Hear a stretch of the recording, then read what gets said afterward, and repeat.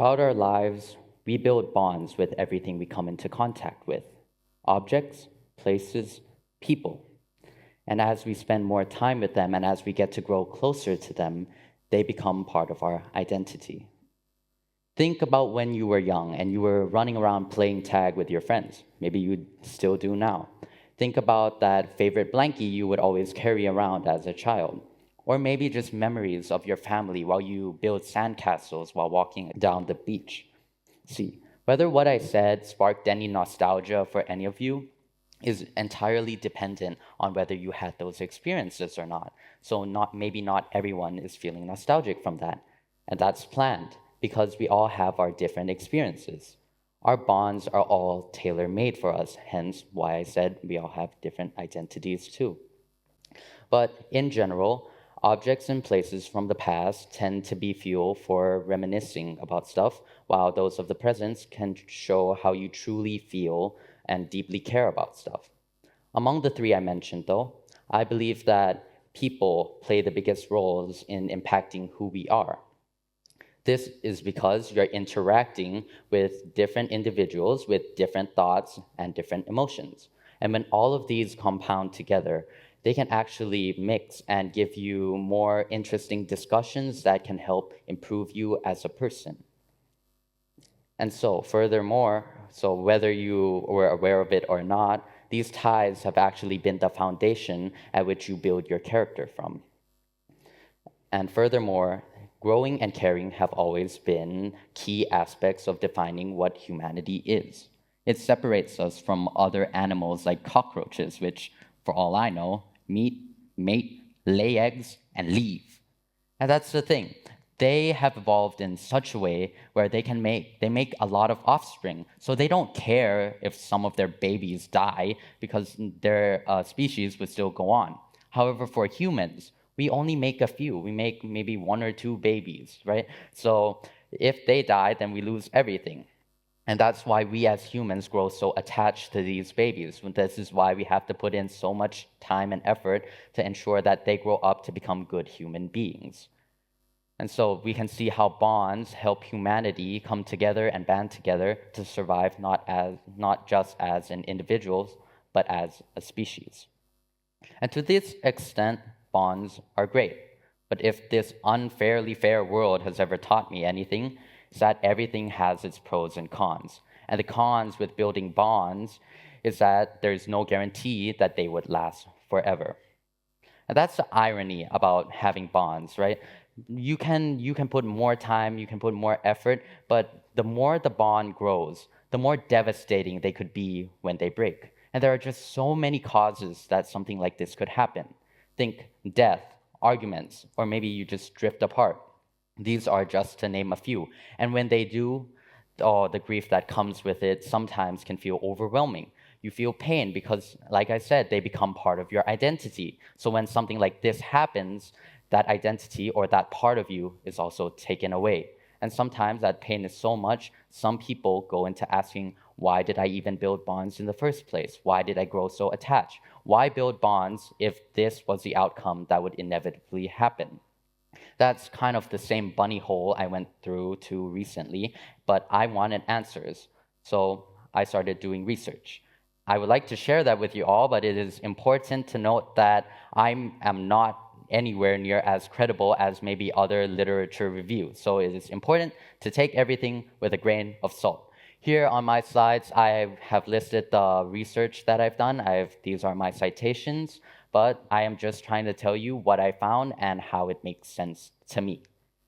So, essentially, all of our relationships, both social and romantic, are stressful events. Studies have found that when we maintain, or just go through relations, our cortisol levels have actually gone up. Cortisol is a neurotransmitter for stress. And so by that logic, our stress goes up when we're just talking to people. And we can see this happen in real life too, as we humans sometimes we argue with people we're close to. Sometimes we overthink about certain situations. But if that was the only thing about bonds, what would be enticing to them? No one would want to be or make bonds, right? So there must be something else, and there is. meet another neurotransmitter called oxytocin. Oxytocin is a hormone of love, where in this aspect, it makes you feel happy, it makes you feel safe and secure, right? And actually, some research articles have said that it goes hand in hand with another neurotransmitter called dopamine, the happiness molecule, right? And so the oxytocin is triggered when we see the faces of the people we love, when we interact with them.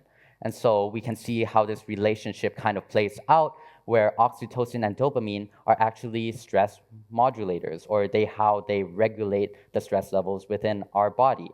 And they do such a good job at it that not only do they neutralize the effects, sometimes they also override it and makes us feel like, oh, I want to continue being in this relationship with this person because they make me feel happy and safe. But here's where reality sets in. I watched a video, a TEDx talk about the science of emotions from someone called Jacques Pansep. And what he did was basically he triggered or he stimulated parts of the brain within animals and noted what their emotional reactions were. And he found out that from within his studies, love and attachment are actually partially addictive phenomena in which they work as brain opioids. Now, from what I learned in psych, opioids are a category of drugs that are used to inhibit pain. And so, what he's saying basically is love and attachment inhibits pain. Does this sound familiar? Well, it should, because I just talked about it. And so we can cross-reference from this and kind of see how my basis was there, where love can actually inhibit the pain we feel. But what happens when these bonds are severed? When bonds are broken, normally there is either a physical or a figurative reasons why we don't or can't see the person on the other side of the bond. And so, without anything to create oxytocin, our cortisol levels go up and we feel more stress, and we just keep feeling stress, and there is nothing to control it anymore. And I think that kind of explains grief, the unregulated amount of stress. And coincidentally, Jacques also earlier in his talk spoke about the panic system and how it controls the feeling of grief and loneliness, where when he stimulated these parts in animals, if left unattended, could have them spiral onto suicidal thoughts. Now, that was kind of a lot of technical stuff and a lot of science, so stepping away from that, let me take it. Okay. All right, but actually, I found out that despite his talk being so scientific, I could actually semi-relate to what Jacques was saying. This is because within the past 2 years, I lost 2 people who collectively meant the world to me. They were my best friends, and to make it even worse, they were my only 2 best friends at the time. And so it was really devastating because at that time, before everything happened, we were laughing, playing around, having moments that I thought would last forever. But then suddenly, after it all crumbled, the next day I was sitting down in silence that felt louder than anything I've ever heard. And so with that, I started spiraling too, and eventually it made me go in and out of depressive episodes where one day I would start to feel like everything is getting better. However, the next day, I could just go spiraling down and having mental breakdowns. Needless to say, I was not in a good place with my life. I was so tired, and every action I did felt so heavy, as if I had like a ton of weights among me, right? And so, just as Jacques said within this talk, my emotions started spiraling and then to the point where I had bad thoughts. But within those emotions, within those moments, there was actually one realization that came to mind that kind of was the turning point of everything. See, I had gotten in this mess because of the pain from broken bonds. But if I went through with what I planned to do, then I would merely be passing my pain to other people. And these other people being the peoples I still have bonds with because I know they care about me. And so I know this pain better than other people because that's what's currently going on in my life right now. And so I don't want anyone else to have to feel the pain I'm going through. And so that kind of shifted my mentality because getting better was no longer about myself. It was both about me and the people that I cared about. And so I had to start somewhere. It took a long time, but I started from myself. I stopped running away from my pain and I started to confront it. Right? I thought about it, and another realization I made was, this sucks. I mean, it hurts, of course, but actually, one thing was that even though it does hurt, it kind of serves to prove that what I had or my bond with them was real. And that authenticity kind of softened things for me because it helped me realize that everything wasn't for nothing. They were still part of my life. And when I had fun, I still enjoyed it. So, and that, well, I said it within a few seconds. That actually took a few months for me to get down within my brain.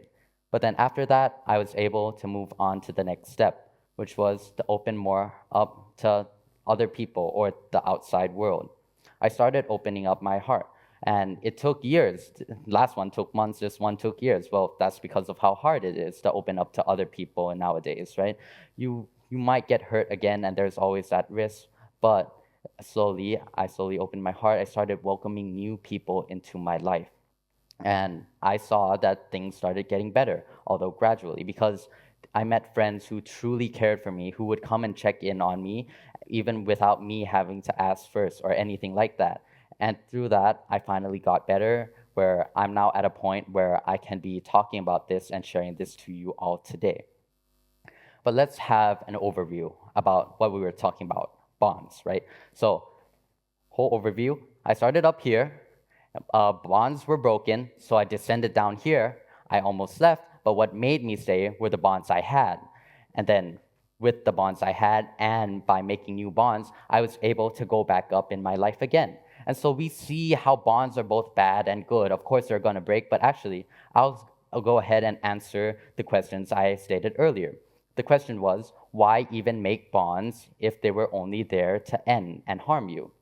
Well, because at the same time that they can end or harm you, they can also serve to help you and raise you up to newer levels. And so we see how they're both just two sides of the same coin. See, and now back to that. So now, here we go.